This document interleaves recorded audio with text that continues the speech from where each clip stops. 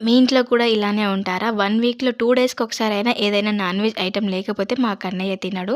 So, మా కన్నయ్య అనే కాదు మాకు కూడా అలానే ఉంటది.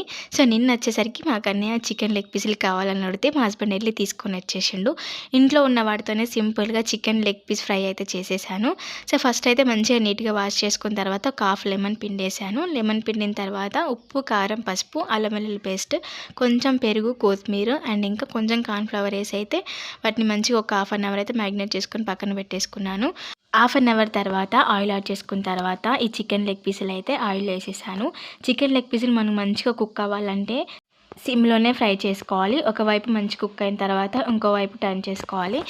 మా ఇంట్లో ఖర్చులెలా ఉంటాయంటే, ఆదాయమేమో ఆవగింజంత, ఖర్చులేమో పనసపండంతలా ఉంటాయి. సో, మా ఆయనకొచ్చే సాలరీ ఏమో లక్షలలో ఏం రాదు. నార్మల్‌గానే వస్తది. కానీ ఖర్చులెక్కువగా ఉంటాయి మా ఇంట్లో. So, finally leg piece fry అయితే ఇలా అయితే రెడీ అయిపోయిద్ది.